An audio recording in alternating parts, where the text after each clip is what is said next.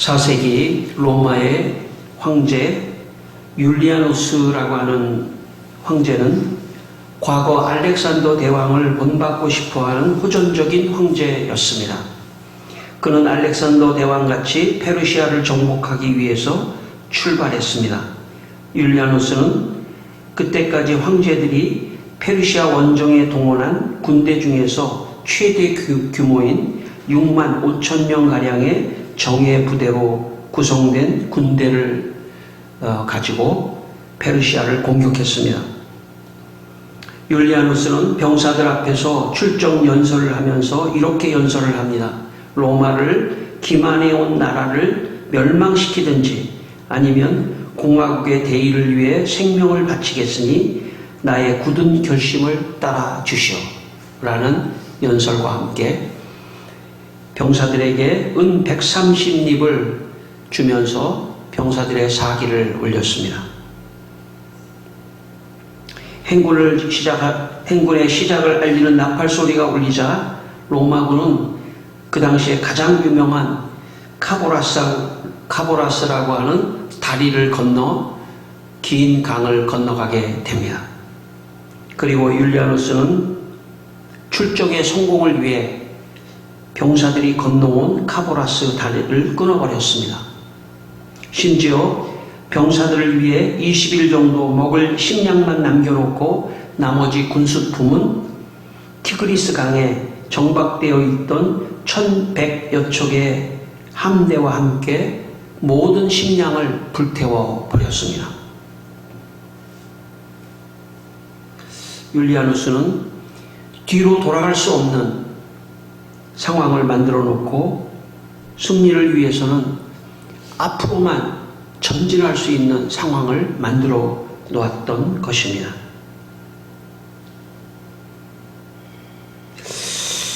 우리가 인생을 살아가는데 인생을 성공하고 인생을 잘 살기 위해서는 과거를 가능한 한 빨리 잊어버려야 됩니다. 과거에 실패한 경험, 과거를 후회하는 경험, 과거를 자꾸 집착하는 그런 습관, 이런 과거를 빨리, 가능한 한 빨리 잊어버려야 합니다. 그리고 과거가 아니라 미래, 앞을 향해서 전진해야 합니다. 앞을 향해서 전진하고 앞을 향해서 나아갈 때 많이 그 사람의 미래는 밝습니다. 그리고 좋은 일이 일어날 가능성이 많이 있습니다. 자꾸 뒤를 돌아보고 그때 내 실패에 자꾸 연연해하고 거기에 발목을 잡히고 있으면 또 내 인생에 불행했던 어떤 아팠던 어떤 그런 사건에 내가 너무 매몰되어 있으면 아무 일도 앞에 있는 아무 일도 하지 못합니다. 그러므로 뒤에 있는 과거를 잊어버리고 앞을 향해서 미래를 향해서 늘 나아갈 수 있는 여러분 되시기를 바랍니다. 여러분 성경에 보면 롯의 아내가 소돔과 고모라에서 참 구출을 받고 나오는데 롯의 아내가 뒤를 돌아보고 싶은 거예요. 사실은 돌아보지 말고 앞만 보고 가라고 했는데 자꾸 뒤를 돌아보고 싶은 마음에 뒤로 돌아갔다가 소금 기둥이 되었다는 그런 성경의 이야기가 있습니다. 여러분 인생의 뒤를 돌아보면 안 됩니다. 지나간 것은 잊어버려야 됩니다. 지나간 것은 잊어버려야 돼요. 지나간 것은 잊어버리고 앞의 것을 향해서 나가야 됩니다. 대개 지나간 것을 잊어버리지 못하는 사람의 특징이 있다면 앞에 게 없는 사람이에요. 미래가 없는 사람이에요. 미래와 앞과 꿈과 비전이 약한 사람은 자꾸 뒤를 돌아보게 되어 있습니다. 여러분 다 그런 건 아니지만 나이가 들수록 옛날 얘기를 자꾸 하는 사람들이 있습니다. 나이가 들수록 그런 특징이 있을 수도 있어요. 그래서 제가 이렇게 보면 나이 많이 드신 분들은 늘 뭐 식당에서든 뭐 어디서든 이렇게 뭐 꼭 들으려고 들은 게 아니라도 이렇게 들어보면 옛날 얘기만 계속 하는 거예요. 과거 얘기만. 미래 얘기를 하지 않습니다.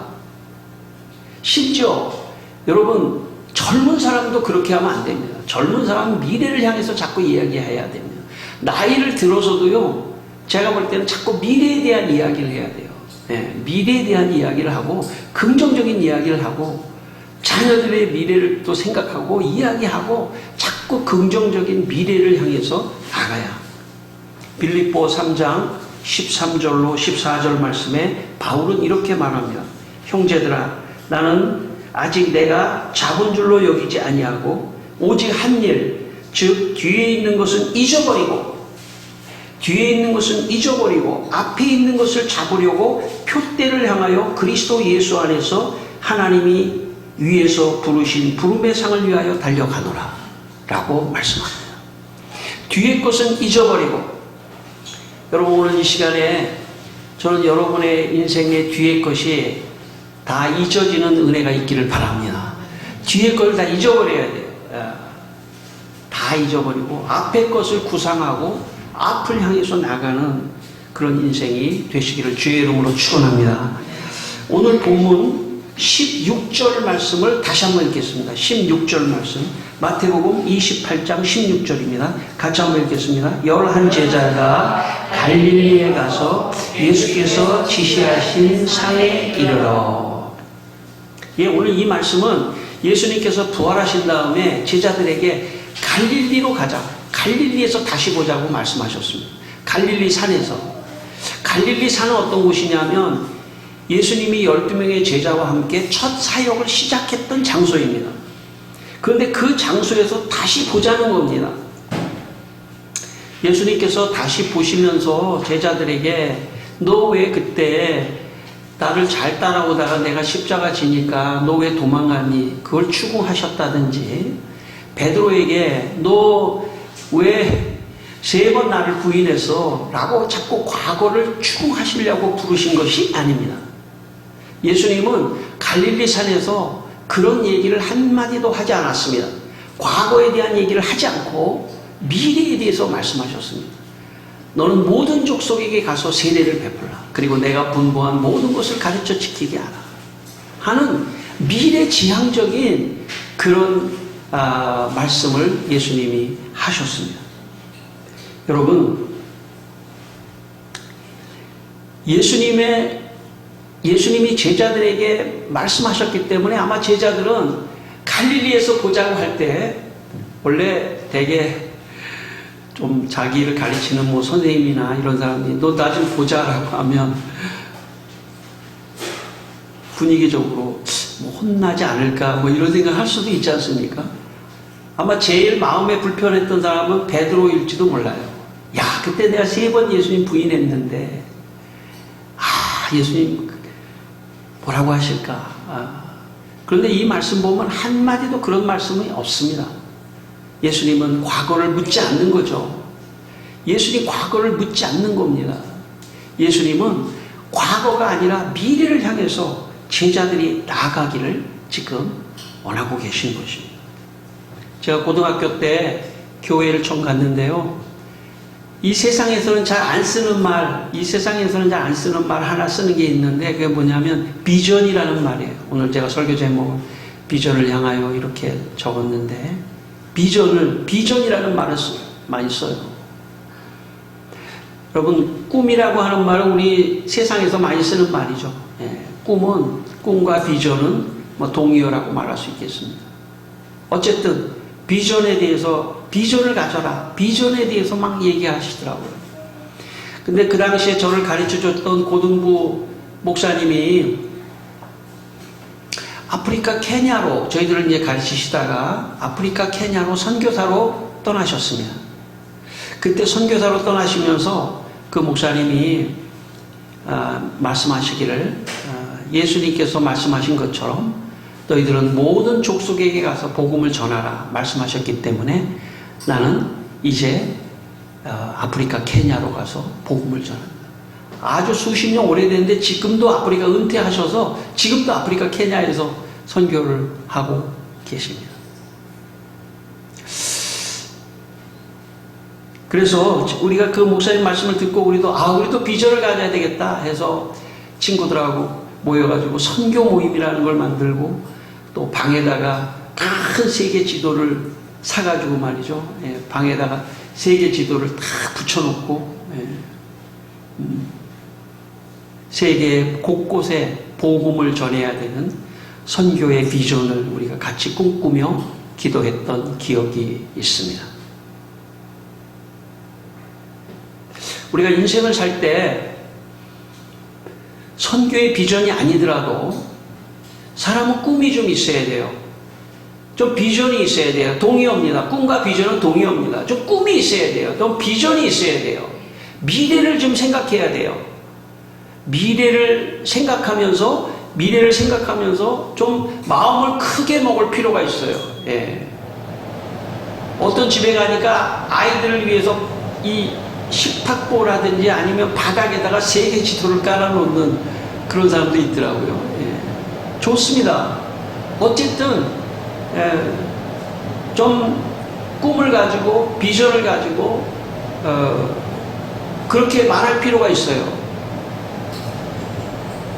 사실은 부모가 자녀를 교육할 때 가장 중요한 것이 있다면 제가 볼 때는 비전을 심어주는 거예요. 그 비전을 심어주는 거예요. 너는 잘 될 수 있어. 이 비전을 심어주는 겁니다. 큰 꿈을 꿔. 비전을 가져. 그렇게 격려하고 축복해줘야 합니다. 넌 잘 될 수 있어. 그리고 큰 꿈을 꿔. 그러면요, 사람이 하루가 달라져요. 하루하루가. 비전이 없고 꿈이 없는 사람은요, 하루하루를 그냥 허비하고 잘 못 살 가능성이 많아요. 근데 비전이 있는 사람은 하루하루를 알차게 쓰고 아끼고 열심히 살 가능성이 많습니다. 뭐 꼭 자녀들의 문제만은 아니에요. 여러분의 문제고 저의 문제고 다 모두의 문제예요. 비전을 가져야 돼요. 큰 꿈을 꿔야 돼요. 그런데요, 제가 오늘 말씀드리려고 하는 것은 개인의 비전보다 더 큰 비전이 있습니다. 내 개인의 비전보다 더 큰 비전은, 이 세상에서 가장 큰 비전은 예수님의 비전이에요. 내 개인의 비전과 예수님의 비전이 하나가 되는 순간에 그게 진정한 의미의 비전입니다. 내 개인의 비전과 예수님의 비전이 하나가 되는 순간, 일치되는 순간, 그것이야말로 진정한 내 인생의 비전이라고 말할 수가 있습니다. 저는 이 시간에 여러분이 큰 비전을 갖게 되기를 바랍니다. 그리고 하나님께 기도하기를 바랍니다. 하나님, 꿈을 주십시오. 비전을 주십시오. 그런데 이 비전이 예수님의 비전과 하나가 되는 비전 되기를 원합니다. 갖게 해주십시오. 하는 그런 기도를 하는 이 시간 되기를 바랍니다. 오늘 본문 19절을 읽겠습니다. 본문 19절 말씀 같이 읽습니다. 그러므로 너희는 가서 모든 민족을 제자로 삼아 아버지와 아들과 성령의 이름으로 세례를 베풀고, 예수님께서 주시는 예수님의 비전은 뭐냐면 모든 민족에게 가서 세례를 베풀라는 거예요. 모든 민족에게 가서 복음을 전해서 세례를 베풀고 구원하라. 이것이 예수님의 비전입니다. 이사야 40장 15절에 이런 말씀이 있습니다. 이사야 40장 15절, 보라, 하나님에게는 열방이 통에 한 방울 물과 같고 저울의 작은 티끌 같으며 섬들은 떠오르는 먼지 같으리니 라고 말씀했습니다. 내 눈으로 보면 전 세계가 너무 커 보이고 너무 넓어 보이고 감당이 안 되는 것 같이 보이지만, 하나님의 눈으로 볼 때는 열방, 온 세계가 통 안에 물 한 방울 같다고 말씀했습니다. 저울의 작은 티끌 같다. 섬들은 먼지 같다. 이 말은 뭐냐면 하나님의 시각에서 보면 전 세계가 작을 수도 있다는 거예요. 그러니까 전 세계를 향해서 너희들이 나가라고 하는 예수님께서 제자들에게, 예수님의 제자들은 여러분 아시다시피 갈릴리의 어부 출신들이 거의 다입니다. 그 사람들은 갈릴리의 호숫가를 떠나본 적이 없던 사람들이에요, 평생. 그런데 그 사람들에게 모든 민족에게 가서 복음을 전하고 세례를 주라. 그들의 마음은 상당히 작아 있었습니다. 그들은 어떤 그런 시야를 갖고 있지 않았습니다. 근데 예수님께서 그들에게 시야를 넓혀준 것이죠. 마음을 넓혀준 것이죠. 너희들은 모든 민족에게 가서 세례를 베풀라. 여러분, 교회에 나오면요, 어떤 말씀을 자꾸 듣느냐 하면, 온 세계에 가서 복음을 전하라. 온 모든 민족에게 가서 복음을 전하라. 이것이 하나님의 뜻이다 하는 말씀을 많이 합니다. 그리고 많은 선교사들이 전 세계로 나가고 또 우리나라로도 들어오고 선교사들이 전 세계에 흩어져서 사역하는 이야기들을 많이 듣게 됩니다. 저도 고등학교 때 아까 제가 말씀드렸지만 저를 가르쳐 주신 목사님이 갑자기 아프리카 케냐로 선교사를 간다고 그때 당시 아프리카 케냐가 어디 있는지도 대충 뭐 아프리카의 지도는 좀 알지만 케냐가 어디 있었는지도 잘 몰랐는데 그걸 보면서 케냐가 여기 있었구나. 여기도 선교사로 가는구나. 제 친구는 지금 남아공에 선교사로 있는 친구도 있고요. 또 제 동기 목사님은 우리 교회에서 뭐 옛날에 개척을 했지만 우간다에 선교하시는 분도 있고. 자꾸 이런 얘기를 들으니까 세계가 좁아 보여요. 작아 보여요. 여러분, 교회를 다닌다고 하는 것은 세상에서 나만 생각하고 세계가 아무리 넓지만 나만 생각하고 물질만 생각하는 그런 작은 시야에서 교회에 와서 온 세계가 하나님께서 만드신 곳이고 온 세계의 영혼들을 다 구원하기를 원하시는 것이 하나님의 뜻이구나 하는 것을 자꾸 들으면 들을수록 마음이 넓어져요.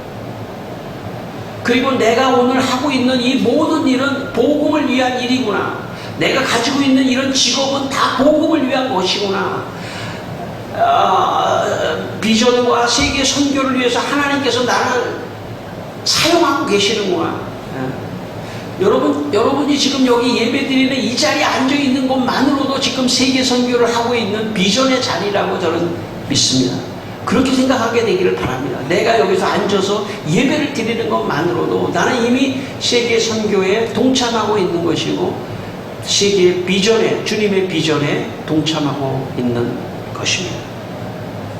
오늘 본문에 나와 있는 제자들을 학자들이 여러 가지로 추정해 볼 때 베드로는 룻다, 샤론, 요빠, 가이사랴 같은 사마리아 지역으로 갔습니다. 베드로는 유대인이기 때문에 사마리아 지역으로 가지 않는데 예수님께서 온 모든 민족에게로 가라고 했기 때문에 사마리아로 갑니다.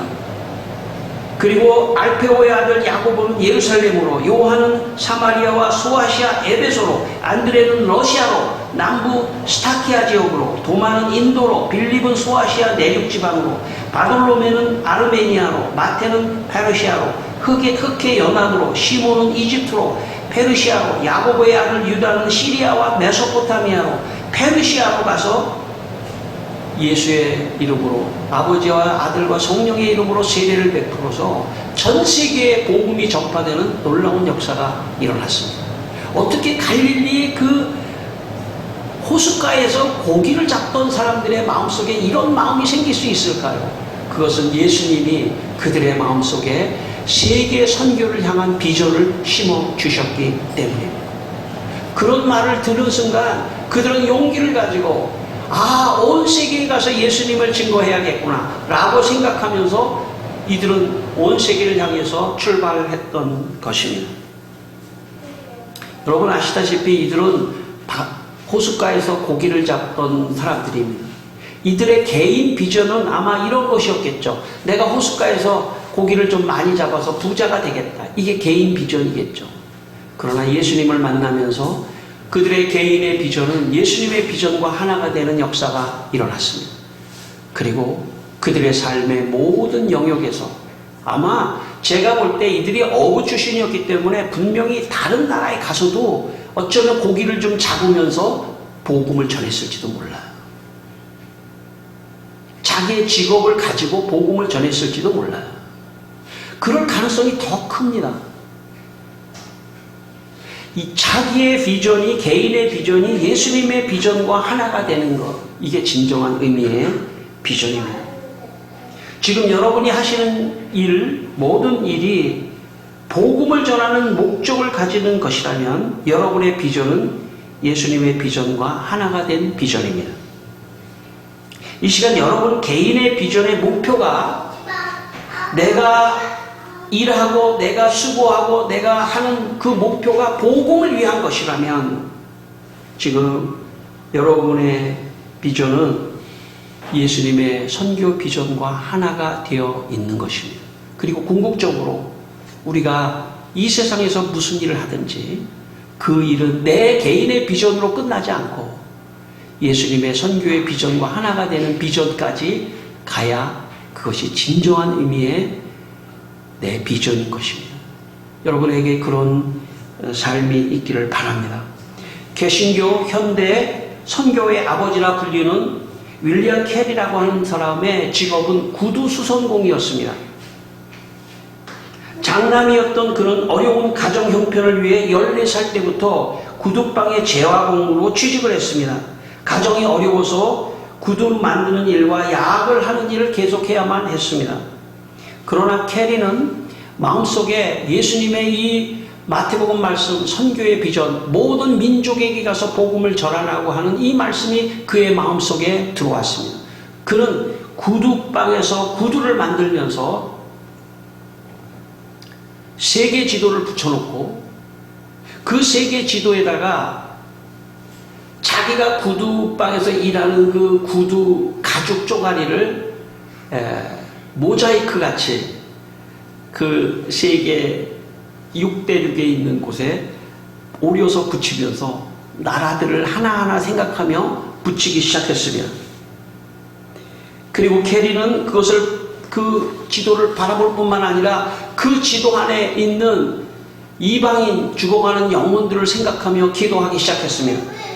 뿐만 아니라 캐리는 당시의 세계 인구와 기독교인들의 숫자를 조사해서 그 지도에다가 몇 명씩 있는지를 거기다가 적어놓기 시작했습니다. 구원받아야 될 영혼의 숫자를 구체적으로 수집하고 분석했습니다. 선교해야 할 지역의 문화와 관습들에 대해서도 연구했습니다. 마침내 윌리엄 캐리, 그는 인도로 선교사로 갑니다. 그리고 인도에 가서 40년 동안 인도의 영혼들을 위해서 그는 복음을 전합니다. 여러분, 저는 이런 윌리엄 캐리의 그런 치밀한 조사와 세계 지도를 그려놓고 했던 모든 것에 이게 근대 개신교 선교의 아버지가 윌리엄 캐리입니다. 그 윌리엄 캐리 때문에 수많은 개신교의 선교사들이 전 세계를 향해서 나아가기 시작하고 또 세계 선교가 이루어지기 시작했던 것입니다.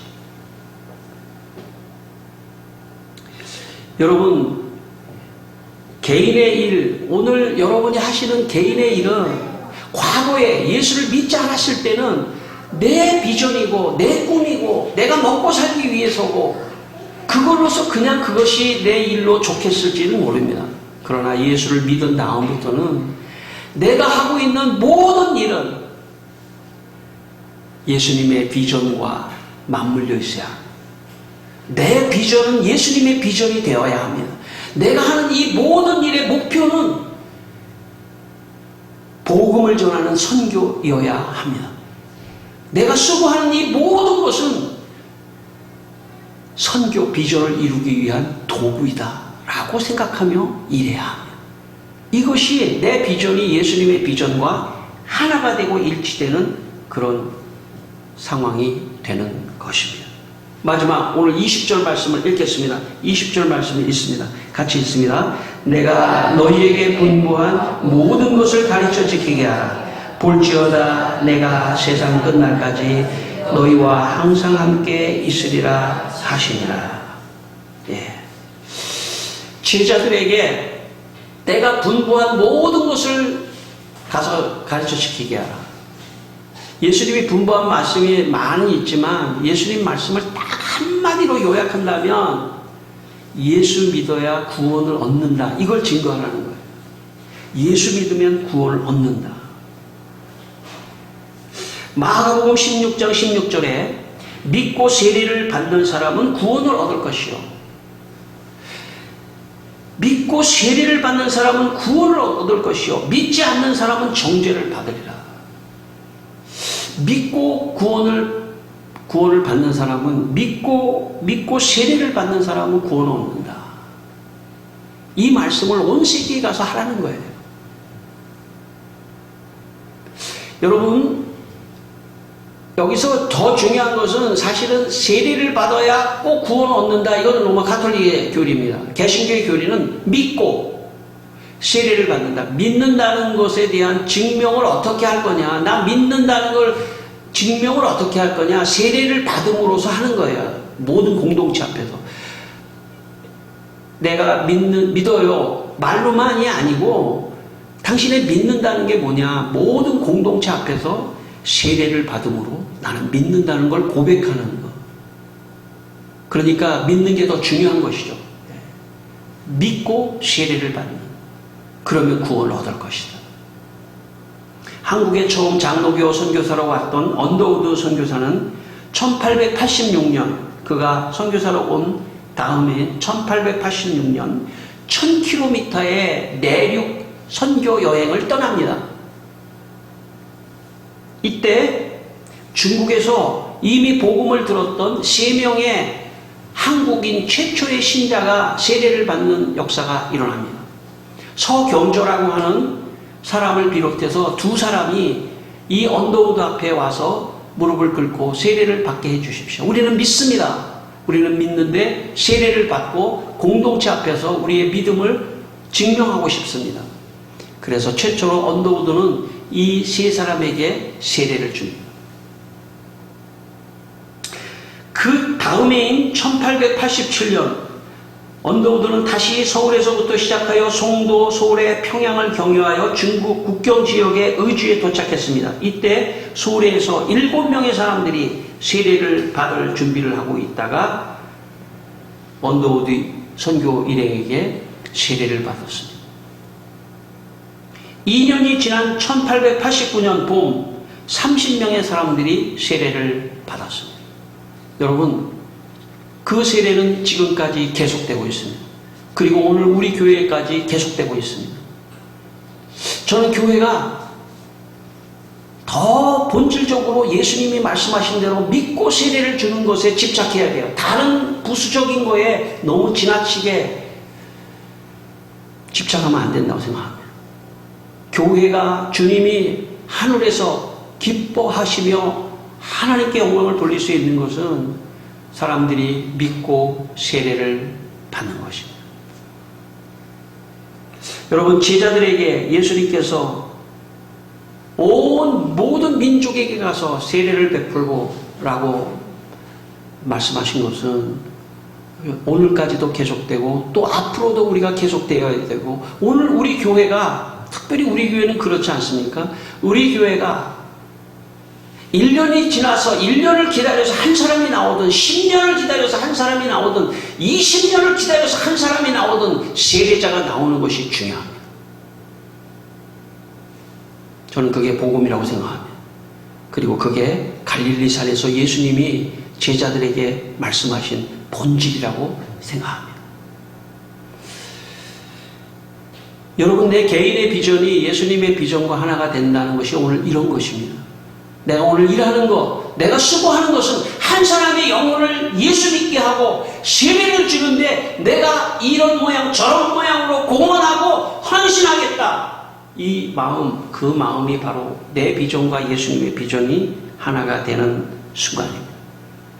마지막, 제가 고등학교 다닐 때 제가 아는 남자 집사님이 중학교 국어 선생님이었습니다. 근데 그 국어 선생님은 아침에 중학생들이, 남자 중학생 아이들이 막 등교할 때 되게 선생님이 나가 있으면 아이들이 제가 어렸을 때만 해도요, 교문에서 선생님이 막 그 교복을 단속한다든지 뭐 머리를 단속한다든지, 그래서 선생님만 보면 막 애들이 막 그냥 도망다녀요. 근데 그 선생님만 나와 있으면 애들이 막 줄을 서고 막 선생님한테 너무 좋아하는 거예요. 왜냐하면 선생님 주머니에 늘 사탕이 수북히 쌓여 있어서 사탕을 하나씩 주면서 머리를 쓰다 주묻고 칭찬하면서 그래, 예수 믿어라, 예수 믿어라. 아마 그 국어 선생님 자기 담임 목사 자기 반 아이들을 위해서 뭐 대놓고 그렇게 전도를 못했을지 모르지만 아마 기도해 주면서 예수 믿기를 바랬을 겁니다. 저는 그분의 개인의 비전은 국어 선생님이죠. 그러나 더 본질로 들어가면 그 자기의 비전이 예수님의 비전과 하나가 되는, 복음을 전하는 것과 통하는 그런 비전이라고 생각합니다.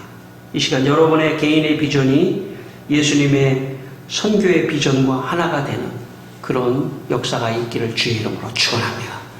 기도하겠습니다. 우리 한번 다 같이 한번 기도하겠습니다. 하나님 아버지, 내 개인의 비전이 예수님의 비전과 하나가 되는 역사가 일어나게 하여 주시옵소서. 아버지 하나님, 오늘도 주님의